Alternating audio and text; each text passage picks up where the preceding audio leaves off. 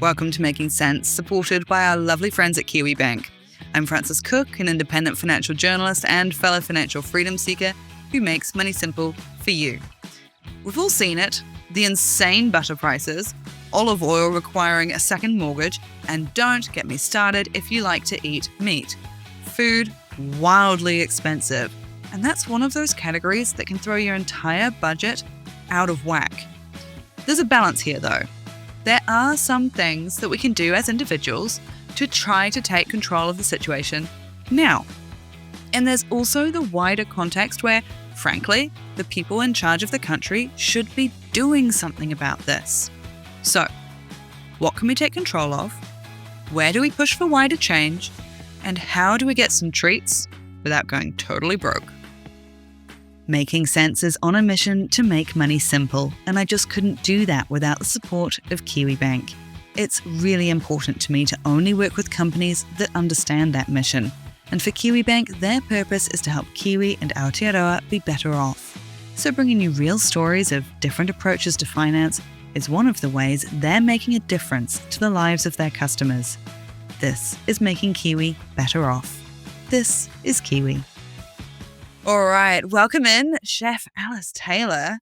I have been following you for a while. I love the way that you approach food, your realistic approach to food, but you've actually been around for much longer than I realized as well when I was, researching you before this. You made quite a splash at a really early age. You were still a student. You were only 22, and then you got third place on MasterChef, which is really not bad. What got you interested in food so young? I guess something that I've always been passionate about. I've always been surrounded by really great cooks. And my dad, for example, is a really fantastic cook. He's not a very good baker. I hope he doesn't mind me saying that, but he's a very good cook. And so I learned how to cook from him. And I was always just weirdly obsessed with food. And even when I was really young, I guess the books that I was reading were cookbooks, which was a bit strange. Other kids would have picture books, and I would always just want to collect cookbooks. And then when I grew up a little bit more and became a teenager, I think I was quite an anxious teenager. And for me, cooking was the thing that sort of relaxed me. Plus, I just love to eat. So I just wanted to learn how to cook tasty things so I could eat them, to be honest. I so identify. How much do you think it is about sort of learning and studying, because there's heaps of different cooking courses around, right? Versus being willing to do that experimentation and teach yourself. Where do you think the line is on that for good food? I don't know. I think it's just being curious, because I think that for everyone, learning how to cook comes from different places. Maybe you have a loved one that really teaches you how to cook. So, for example, my dad probably taught me more about food than any chef has, to be honest. And I've worked professionally in kitchens. As well as that, you've got cookbooks, but then you've also got, if you do want to be a professional chef, you have the culinary courses and the experience you get in kitchens. But I actually just think it's mainly curiosity, and with learning any new thing, I guess just a willingness to kind of make mistakes and experiment. So you don't need sort of professional intensive training, and I don't think you need to read a million books, but it's just kind of learning how to think about food, being a bit creative, and just being okay with making mistakes, I think is sort of the most important thing. Yeah, that is something that I've had to embrace a little bit, because I don't do necessarily the majority of the cooking in my house. God bless, my husband does that. But I love a bit of baking. I especially love baking with the kids. I'm like the chief of snacks. And being willing to just give things a crack, being willing to experiment and give it a go, especially when with the kids, because I want them to be having fun. That has been my big thing as a recovering perfectionist. Oh, no. Do you ever deal with that when you just want to be too good at it? Oh, it's a disaster. No, I really, really get it. I'm like that with every aspect of my life, really. And it's sometimes when you want to be really good at something immediately, because it's never like this, right? Yes. Most people suck when they try something new for the first time. It can sometimes almost paralyze me a little bit. But with cooking, it was never like that until I became a professional chef. Then I stepped back from professional chefing, and my love for food was just kind of, I don't want to say destroyed because it sounds a bit dramatic, but I couldn't just cook for fun anymore because I was so perfectionistic. And it was a real disaster for like 4 or 5 months. And then I started this page, and it's honestly like really sort of brought me back in love with cooking again, because I post whatever I cook, no matter how disastrous it turns out. I always will post it.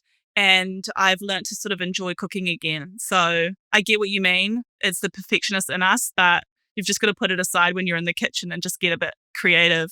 Alice Taylor Eats, of course, your Instagram page, and that's where I came across you. And you yourself say, specializing in cheap, realistic eating. And I love it. I love watching your recipes. It does feel like something I can do. I've stolen a couple of them myself. The apple muffins, huge hit in our house. But why did you decide cheap, realistic eating? That's what I'm going to do here. Well, it was sort of actually just out of necessity, because I've always wanted to sort of post on Instagram, but I've sort of struggled with it because a lot of the content on Instagram is very sort of perfect. It's quite expensive as well. I think a lot of the people that post on Instagram have, big bank accounts, or they're at least pretending to have big bank accounts. Who knows what's happening with the finances behind the scenes, but it's expensive, always perfect, looking perfect recipes. And that was just stopping me from posting. And then one day I was just thinking, oh my gosh, like I wish I just saw something a bit more realistic that was within my budget. And I haven't seen something cooking wise like that. So I filmed a video. I was really anxious to post it, but I posted it, and then that one just took off. And I realized that there was this massive group of people. The majority of people are incredibly anxious about the cost of food. And are time poor and don't know what to cook. So I think that resonated with a lot of people. It was definitely born out of necessity. This is how I live my life. I don't have a fancy life, and this is what I can post. But I'm so proud that that's actually what I'm creating, and it's really just become like the thing I'm most passionate about. And I'm glad that they're helping people out there, kind of cook and feel proud of the food that they're cooking as well, and how they're doing in their lives too. Oh, 100%. And I've got to say, it's the sort of recipes that my 3-year-old can help and not feel overwhelmed with. So we're definitely, and also myself, as someone who is far from the world's most perfect baker. So me and my 3-year-old are pretty much on the same level, and we're able to follow your recipes. So that's good. Oh, I'm so glad. I'm so glad. And that's the thing. I want everyone to be able to cook from them. Like, they can be kid friendly. You don't need a big kitchen. You don't need heaps of equipment. Just as easy as possible. They're fun. If you don't have half the ingredients, you can probably still get inspired and make something somewhat similar, and it's still going to taste pretty good. So that's sort of my attitude around cooking. Yeah. Yeah. And I think the thing is as well, like, it barely even needs saying at this point, except for the fact that it just in some ways keeps getting worse, because we're told that inflation is easing off. We're told that the cost of living crisis is over, and yet groceries are still going nuts. I mean, butter is it over $10 now? It's wild. Olive oil, you basically need a loan to get olive oil these days.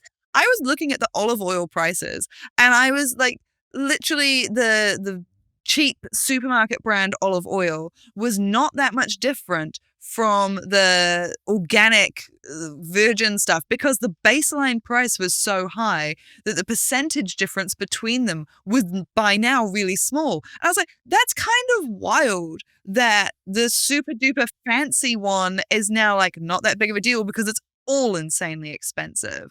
So when you're looking at this stuff, how hard does that make your job when A, you're trying to feed yourself for starters, but B, you're trying to help other people and you're looking at the cost of things going up? Does it shock you? I get really, really, really like upset about the cost of food, because I just think we need to eat. It is a necessity. And the fact that it's just so disgustingly expensive for the average Kiwi to feed themselves and their family. And you can feel it when you're in the supermarkets too. You can feel the energy, like people are anxious. It's interesting because there's only so much that we can do. And that's why I've started to do these videos with politicians, because yes, you can cook affordably. You can try your best to produce recipes that are cost effective, but actually the price of these supermarket goods need to come down. And that's on, government and the companies that are selling these goods. And so for me, that's also why I try and do those videos, is to hold them account. I think because of my chefing experience and also my partner's chefing experience, or he's just a fantastic chef. We know how to kind of like cost out food really effectively. That's something you learn in a kitchen. Yeah. And so I've learned quite a few skills along the way to create cost-effective recipes, but it's incredibly hard to because everything is so expensive. And for me, the thing that actually really pisses me off the most is the cost of fruit and veg. Like, it's hard for me to get 5 fruit and veggies in without really feeling that on my bank account. The politics side of it is super important. And I'm also really admiring of the fact that you were willing to dig into the politics on social media because that can get heated. So Oh dear, yeah. round of applause for having the bravery there. But I want to dive into first when you were saying, the skills of like costing out food, that you learn that as a chef, because that is hard. That is definitely a skill. Where does someone start if there's someone who wants to eat well for less money? What I would say firstly is understand the portion of your budget that can go towards food. My best advice would be to build a staple pantry. Think to yourself, all right, what's my 3 favorite carbs, 3 or 4 favorite sort of protein that I'm going to have in the fridge or the freezer? What's a few spices, 3 or 4 that I love, and just sort of build out that staple pantry. And for us, like, we have a very clear staple pantry. It looks the same. It's really cost effective. And then every week you go to the shop. You don't actually come in with a strict shopping list, but you think, all right, I'm going to look at the specials. I know I need a piece of protein. I know I need, vegetables and fruits for the week. So I'm going to look at the specials and sort of keeping a bit more of an open mind with how you cook. I think that's quite important. Also, in terms of protein sources, thinking of other forms of protein sources that are maybe vegetarian. I'm not a vegetarian, but meat is super expensive. So trying to come up with some alternatives and replacements as well, I think is quite good. Mm-hmm. Sort of having a plan, but keeping kind of open mind. I think that's a good way to approach trying to kind of bring down those costs. And also trying to eliminate the number of times that you go to the supermarket. And I know that sounds weird, but like, for example, our fridge right now is pretty bare. And in the past, maybe a year ago, I'd say, okay, I want to go to the supermarket. I want to cook this particular thing and I'm going to do that. And that's what I'm set on. But instead, I'll be like, I know I can make something good from this. I'm going to keep an open mind. I'm going to pull everything out of the fridge and I'm going to try and make something delicious, trying to stretch the shop as long as possible. I also think really helps because I think a lot of people go to the shop before we actually need to. I think we can be a little bit more resourceful with the food that we have and try to create something delicious. Is that about making sure you avoid waste? Is that where that comes in? For us, waste was a big issue for me personally. Like, I was throwing out quite a lot of food. So just being a little bit more conscious with what's in the fridge, how can I use it up? I also think as well, like, often I would be like, maybe it's a perfectionist in me or having the chefing. I'd be like, I want this really particular thing and I'm set on it and I want to get this piece of protein and these vegetables, even if they're not in season. And that's what I want. And I also think Instagram cooking has sort of trained us to think like this. Every meal is going to be this like incredible luxury meal when it doesn't. Like, if you have a bunch of sort of dodgy looking vegetables, you can make a really beautiful soup from it. And that's completely awesome. So I think it's also just readjusting how we're thinking about food and dinner.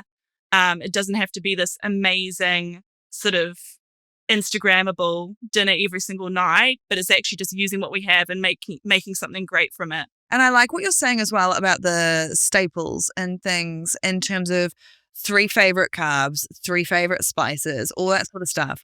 And then you can obviously mix it up with what's on special, what's in season so that you don't get bored. But it's really smart to have those staples because, like, God bless, just going to throw my mum under the bus.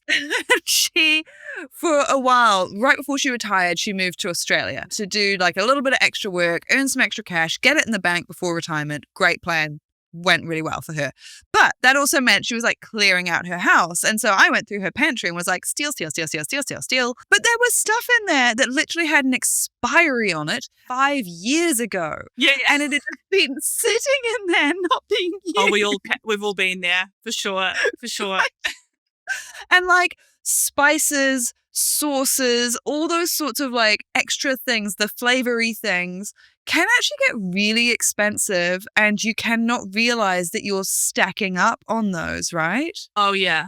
And I really believe that so many food products that are sold are like not necessary. Like for me, a spice mix, I don't get it. I really don't get it. I think you need like curry powder, paprika, and some sort of green dried herb that you like, and you've got a spice mix, you just mix them all together. There's some things that I don't fully understand. Even things like chili oil. You can totally make your own chili oil. You literally just need oil and chili flakes, and it's delicious.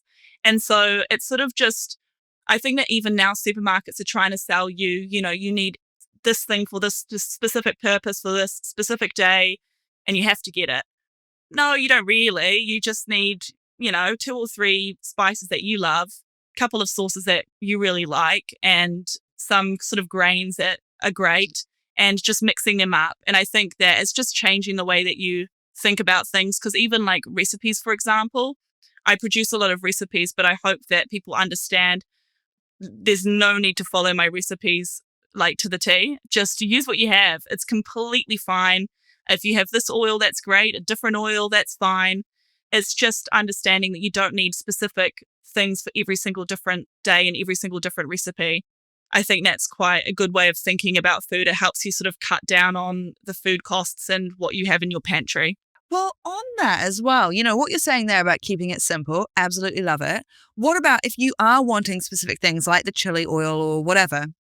How much do you need to put in more time if you're wanting to save money? Because, people will talk about, you just can make pasta sauce or tomato sauce, whatever, from scratch, or you can do all these other things. And yes, true. And sometimes those things are really quick. Sometimes they're not. How much do you think you need to invest in terms of time?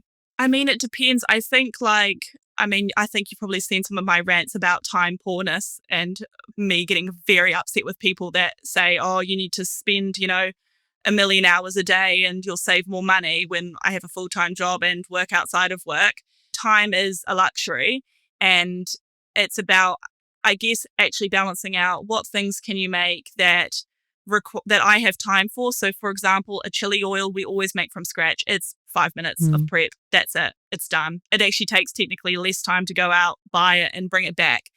But other things like pasta, sometimes we make it fresh, but sometimes, why would you? It's just ridiculous. I don't have hours to make pasta. And when we have it fresh, it's always my man that makes it because I just can't be bothered. So it's sort of figuring out what you have time for and understanding that week on week it may fluctuate. So some weeks I'll make my own bread. We definitely save money when we make bread. Some weeks I don't have time, so I just buy it. But I do think that there are certain things that you can be making at home that don't take too much time and will also save you heaps of money. Yeah. Is that a little bit trial and error, just sort of figuring out what sort of things you can do? Exactly. We have a lot of fermented things, for example. So we have like sauerkraut we make at home. That's really easy to make. It's just salt water and cabbage, and you chuck it in the fridge. So it's really easy to do. And that's not expensive when you buy it, for sure. It's super expensive. Things like mayonnaise, for example, I'd just buy it. Like mayonnaise to me is really hard to make. It's just too much effort, and you can break it. So it's just kind of coming up with those little ideas of, okay, maybe this way I could save a bit of money if I, made it from home. But also for me, a really easy way to save money in general is just to cook more at home. And so I try to kind of create recipes that are relatively fast to make. Most of my recipes always consider time as a financial thing, time and also the cost. And both of those things need to be relatively low. What about in terms of just making certain concessions, right? Like eating less meat. Is that something we just have to do if we want to save money on food, or is there a way around some of those more expensive ingredients?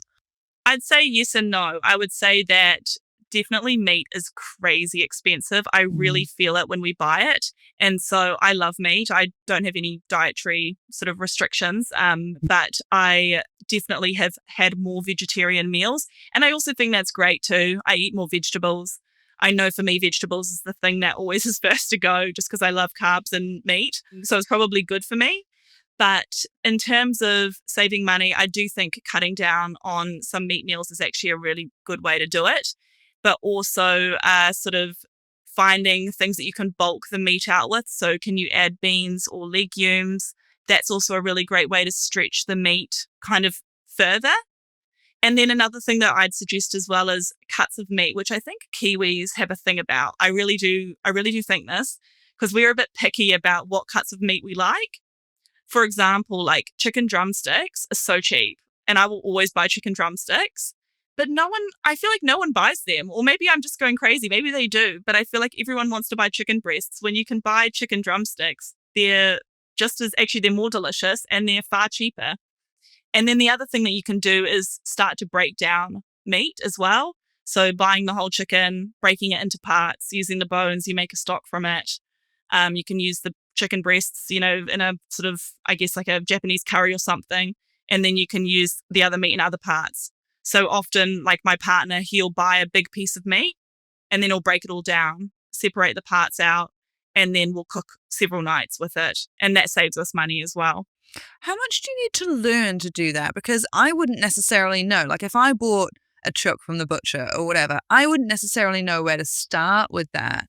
Are there any sort of easy guides? Is this just a matter of hitting YouTube or Google or whatever and being like, right, I'm just going to learn?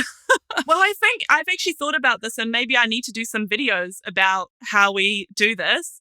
Like, let's even start simply. You get a chicken. Let's say your first meal's a roast chicken. So you chuck the whole thing in the oven. Great. From that, let's say you eat half the chicken. So you have the other half of the chicken. You could shred it. You can make some sort of sandwich from it. You could use it in a stir fry.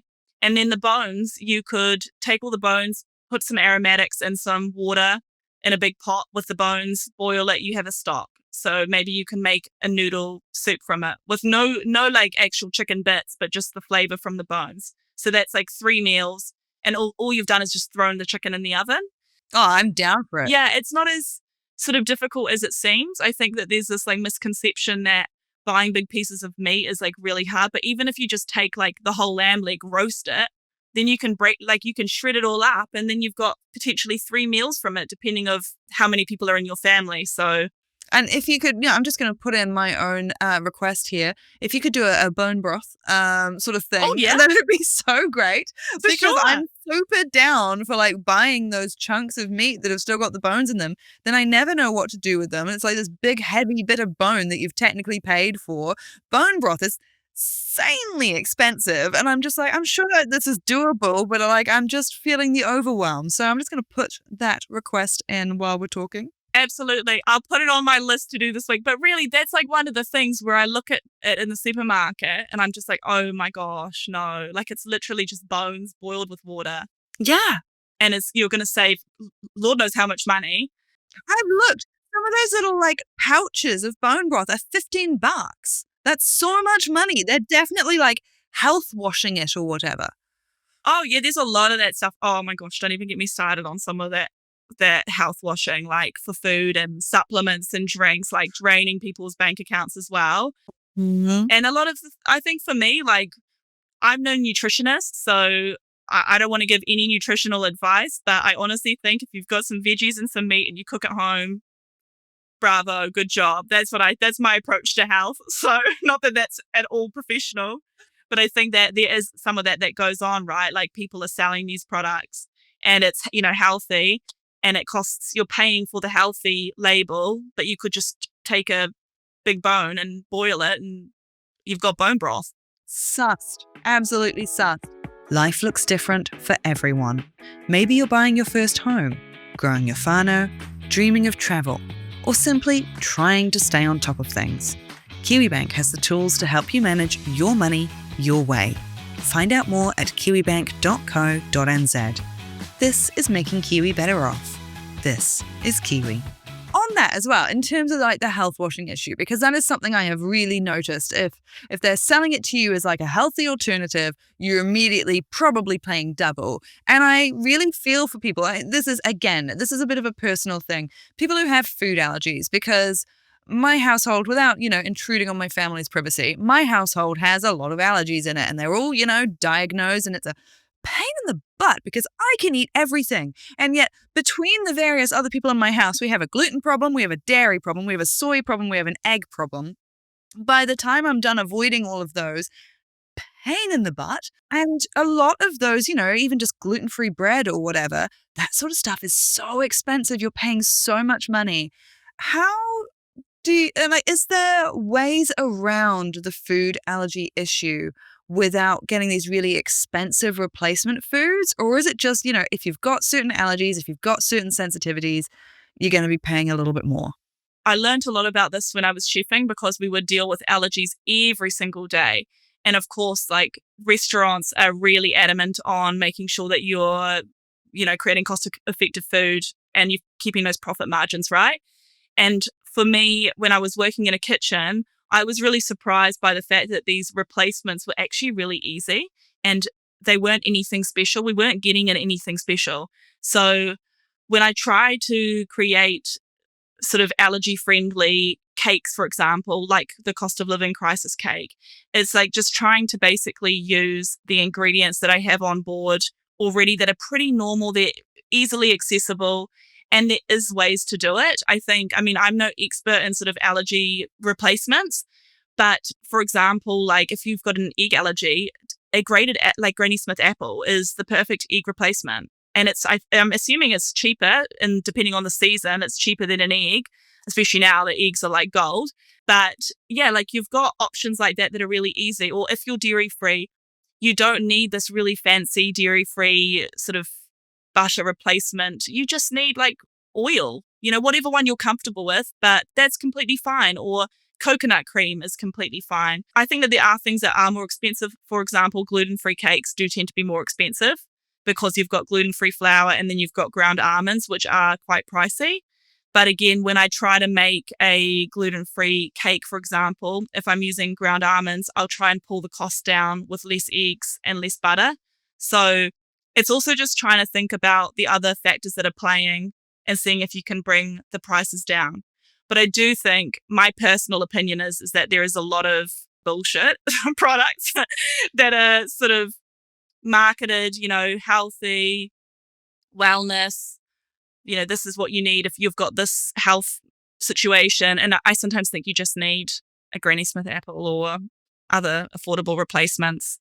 Well, I've got to say, I have certainly found in terms of like, if I am trying to do a 1-for-1 replacement, like instead of having eggs, you use the like expensive like egg replacer, like the powdered thing. That's very expensive. Whereas when I literally go and look up, instead of trying to take a normal baking recipe and saying, okay, instead of egg, I'm doing this egg replacer, I literally instead go and look up vegan muffin, what yada yada. And it's using oil and stuff and, as you say, apples instead. And instead of trying to do a 1-for-1 replacement where you've got a fake food pretending to be the food that you can't have, doing the actual just a totally different thing, embracing the fact that you can't have that and doing something totally different has worked out cheaper.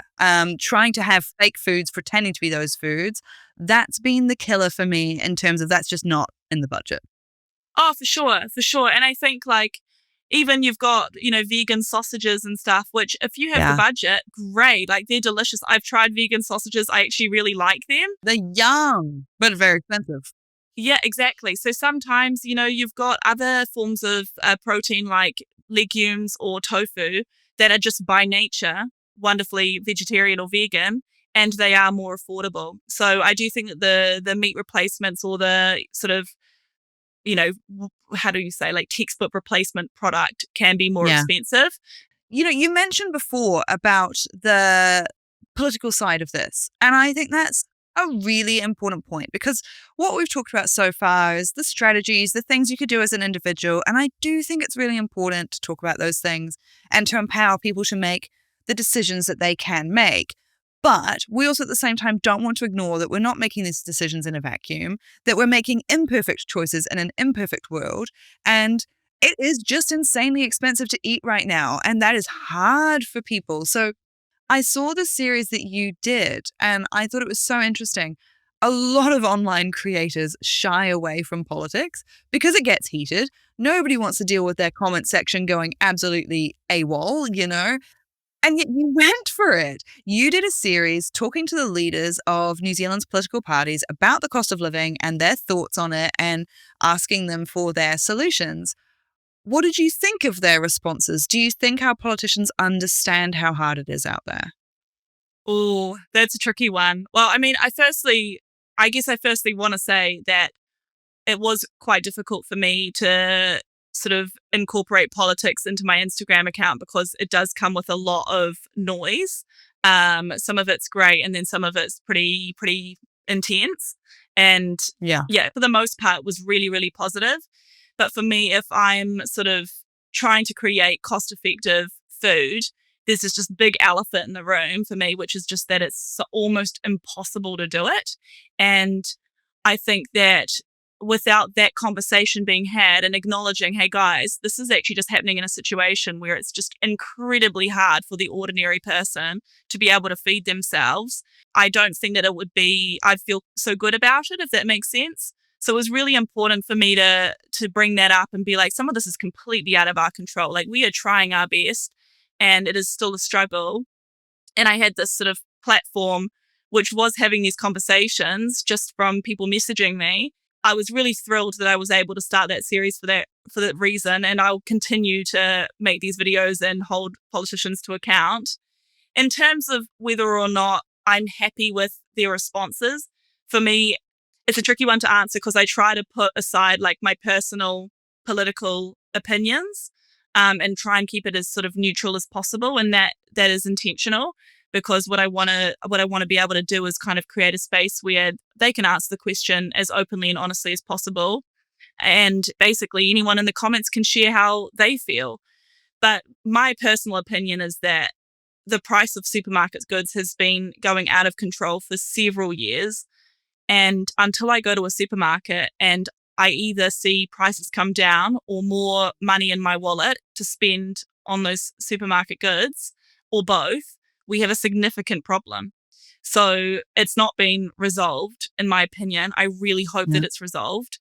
And I will continue to basically talk to these politicians and, raise what is, I believe, one of the most significant concerns of New Zealanders.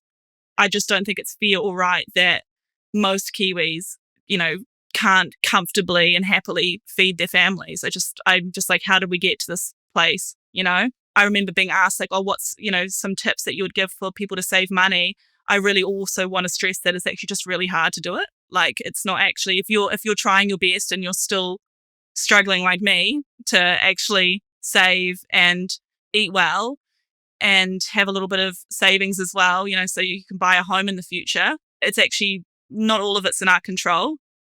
And it's important to acknowledge that and look to the people that are meant to be sorting this out and be like, all right, what are you guys doing? Yeah, 100%. And after having all of those conversations, and obviously, you're also marinating in this conversation all the time with other people as well. Is there anything do you think there is a solution out there that would work? Is there anything that you wish, just do this and it would help people?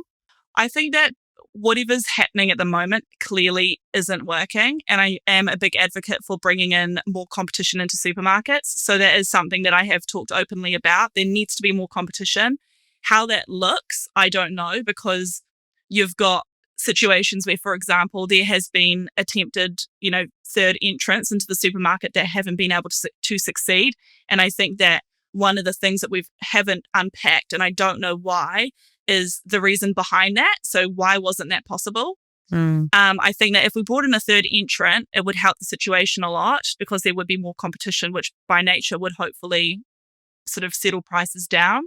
But I also think as well, something that we need to talk about, which isn't talked about as much when it comes to supermarket prices, is not only them coming down, but also giving people more money to spend on the supermarket goods. Yeah. And I think that that's a part of the conversation that isn't talked about heaps. It's always on, the prices, third entrant. Yeah, but how much money do Kiwis have in their pockets?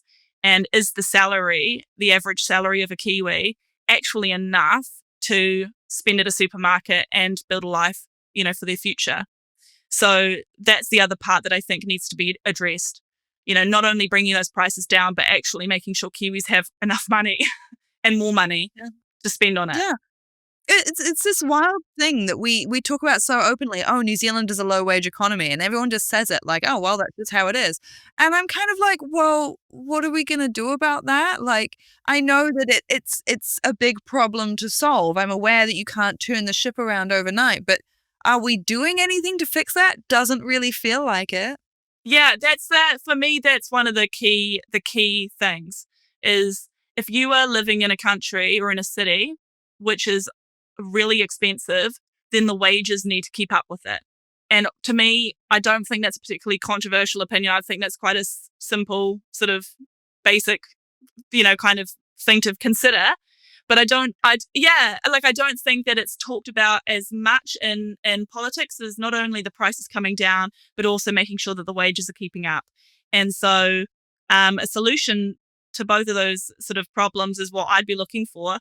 But I don't think that's been found yet. And that's not me, going after any particular political party because, like I've said, I'm trying to sort of remain as politically neutral as possible. Whoever can address that, I'll be eternally grateful for because it's just a significant, significant problem. And I feel like it's been happening for a long time. And I feel like Kiwis have been talking about it for a long time as well. And now we're really starting to feel it. So, like, for example, my partner and I, like, we both work full time and we rent. Our renting's not too expensive. We don't have kids. We don't have a mortgage. And it's really hard for us to try to kind of get ahead and make those next steps. So I can't imagine also what it's like for people with mortgages, families. The job market at the moment is pretty brutal. So it's a tough time for Kiwis. And I don't think that pretending like it isn't going to help anything. Yeah, no, I'm so with you on that. I mean, speaking of the sort of the frustrating side of this, are there any cost saving tips or dealing with, the price of eating, are there any of the tips around that you see that you're just like, I just don't believe that works, maybe it does, but it hasn't in your experience. Is there anything you see around like that that just, winds you up a little? Oh, wow. Yes. I would say there's a few things. How long do we have? There's a few things.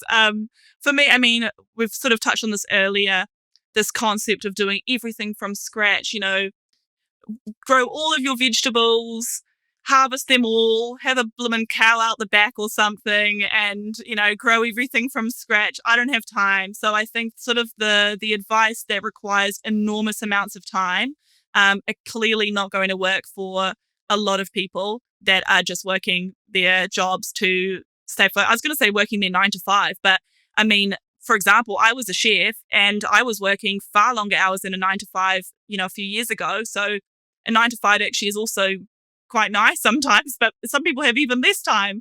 So I think, the advice that requires enormous amounts of time, I don't think is sort of effective for everyone. And then on top of that, I think a lot of the stuff on Instagram, and this is why I'm just the biggest fan of your page, is a lot of the advice kind of revolves around, don't worry, like, spend your money on that coffee. Don't worry, like, if you want to splash out here and splash out there and it doesn't really matter. I think that is true to some extent, that these little cents here and there aren't going to matter too much. But for me, they've actually made a really big difference cutting down on those things and actually just living a life that's not consuming as much has actually made a big difference for me. So not buying trends, not buying a coffee every single day. I've cut it down to 1 coffee a week on a Wednesday. It actually has made a big difference for me. And so I don't necessarily believe in this advice that you can save and splash out on every little thing here and there. I wish that was true. And I hear that advice a lot on Instagram, but I really don't agree with it because I just think sometimes saving is not fashionable. It is that thing, right, where sometimes it's feeding people what they want to hear of like, yeah, no, it's you can totally just do all these things and you'll be totally fine. And sometimes we have to make hard choices. Sometimes there are other ways of doing it too. And I think that's why it's really good to have these conversations, especially on social media, where you have sort of like short conversations, but over a long period of time, where you can drip out little bits of information over time. And it creates this big, beautiful picture overall of all the different options we can have. I think as soon as we try to cookie cutter people into this is the way to do it is the only way to do it, and you must do it this way or you're wrong, is like that just, you've got to know that people have different lives, different amounts of time, different priorities. And as soon as you forget that, you're in trouble, right? Exactly. It's literally about figuring out whatever works for you, and it looks different for everyone. And the things that are your little sort of luxuries that matter to you might not matter to somebody else. For example, me, I've dropped how much money I've spent on clothes so much. Like, I think I bought one new item of clothing in the last, let's say, year. I honestly think it's probably cut down to that. But I love my Aperol Spritz on a Friday night. I need one Aperol Spritz and it brings me so much joy. And that's my thing. And I don't, need it. And maybe it's not the best way to spend my money, but we all spend our money differently. And I think that no sort of right way is the right way. And so it's just basically about doing what works for you. And even my recipes, for example, they might work for you sometimes. And then sometimes, you just might want to go to a beautiful restaurant or even order takeaway, because that is actually for that day. That's what you need to be doing. So it's just about knowing that there's lots of options out there. Your best is your best, and you know what works for you. Not being too affected by this one way of saving, that's promoted on Instagram, or this sort of one singular approach. I don't think that there is a singular approach that works. I think it looks different for everyone. 100%. And I really liked your point before about it's something that's kind of come up in a couple of different points as you've been talking, where if you need to spend more in a certain area, whether it's an allergy or a treat or whatever, then okay, try to balance it out in another area, which I think is a really smart approach of you can do certain things that might be a bit more expensive. Just find another spot to try and balance that out, maybe. It's like my mum actually once pointed this out to me, and I think this is a very sort of older generation mindset that I really appreciated hearing from her, where she once pointed out to me that the oven is much more expensive to cook with than the stovetop or the microwave. I hadn't kind of really twigged to that. I just used whatever. But when I started keeping an eye on it, I was like, oh yeah, my power use spikes when I chuck the oven on. And if I can do the stovetop or even better the microwave, that's way cheaper. And then I can, have that spending somewhere else. I mean, how much can you factor in other things sort of like around the food that you could maybe cheap out on, like the power? Are there other little hacks like that around? Oh, absolutely. Absolutely. I think that, you pointed out one of the main ones is how you're cooking your food. Cooking in the oven is far more expensive than cooking on the stovetop. But whenever I'm cooking, my other thing that I try to do is just cook as much as humanly possible. And I know that sounds weird, but if I've got the oven on, like I'm throwing in a cake, I'm throwing in a stew, I've got a jam-packed. If I've finished, cooking, I keep the oven door open and I heat up the whole home. So I have got little things like that where I'm just trying to be a little bit more conscious about how I'm saving money around the food. I also watched this video recently. I think it was by Consumer New Zealand, talking about saving money by using the dishwasher. Oh, yes. It's actually cheaper to run the dishwasher than to wash dishes by hand, which is wild. Yeah, I never would have thought that. So now I've been using the dishwasher more, and I've definitely seen the bill come down a little bit. So yeah, there are definitely some tips and tricks. But I do love your point there about batch cooking, because that's so smart. If you're using the oven anyway, get everything in there, make multiple meals at once, and then you're not only saving money, you're saving time. That's exactly what you want later on, when you might be thinking about, oh God, I'm so tired. I've just got home from work and maybe we just do takeaways tonight. Well, actually, I've got these awesome leftovers that are way yummier than fish and chips or whatever, and they're brilliant. And that, if you stock up your freezer, you have your fakeaways in the freezer. I have found that is one of my favorite things in terms of just admitting that I like certain comfort foods, getting the frozen alternative, either making it in a batch when I'm making things or just buying the frozen alternative of having some fish fillets and some chips in the freezer, and then I can like fish and chips myself up whenever I'm wanting. Admitting what I want, having it ready to go, And just admitting who I am has been quite a money-saving tip in itself. Oh, exactly. I'm the same with banana bread. I always have in my freezer an entire loaf pan of banana bread because I know I need my sweet treat in the morning. It's never going to change. I probably shouldn't eat cake every single day, but that's just who I am. So in the morning, I buy my I take my banana bread slice from the freezer and then I take it to work and I've saved myself, $6-7 because I would have just bought something anyway. So I agree with you. You've just got to admit who you are and just live your life accordingly. So I'm all for that, all for it. Oh, now I want to start my day with banana bread. That sounds like quite a Yeah. hack for a nice morning. It's perfect. It's Brilliant. perfect, really. Look, if there was just one thing that people took from this interview in terms of the main thing you would say for them to consider if they're trying to save money with food, eat well, not spend quite as much, what would you say is like the main thing you would recommend to people? I would say it's kind of like they give this advice with building a capsule wardrobe as well, right? Like figure out what you like, understand 5 really great dishes that you love, build a staple pantry, and go to the supermarket with an open mind about what you're going to buy. So what protein you're going to buy, what fruit and veg you're going to buy. And then also as well, understand that your best is your best. We're in a really tough economy right now. A lot of the stuff is out of our control. And I don't know if anyone listening to this is like me, but sometimes I can sort of beat myself up and be like, oh, Alice, you didn't save enough money. You spent too much on groceries. It's really hard right now. And so if you're trying your best, that's amazing. And a lot of the stuff is out of our control, but hopefully things will improve as well in the future. Yeah. Fingers crossed. If we keep that political pressure on, I'm so admiring of the fact that you did have that conversation on your page. Because as soon as I mentioned politics online, oh my Lord, it's out of control. And some days I'm just like, I cannot be bothered. So well done to you for having that conversation. Look, you've put out masses of content that, we've talked about various things that people can do. We've also talked about various things that people can learn a bit more. So if they are wanting to start, learning a bit more about food, figuring out those places that work for them to save money, where can they find you? So I'm on Instagram. My Instagram's Alice Taylor Eats, and I post quite a lot of videos actually every week. I post 4 to 5 recipes every single week. And also, if you've got any specific questions as well, anyone that listens to this that's got a specific question about, food, cooking food or saving money cooking food, just please message me and let me know whatever questions you have as well.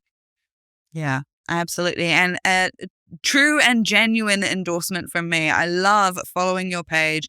The vegan apple muffins are a massive hit in our house and fit everyone's frickin' allergies. So I do highly endorse going to Alice's page and getting some great tips. Thank you so much for coming on. That's Chef Alice Taylor.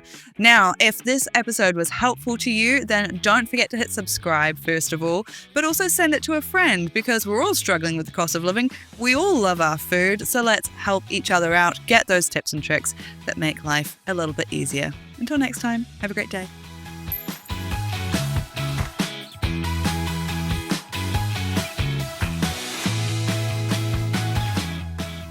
Just a note before you go, this podcast can only give you general information about how things work in most cases.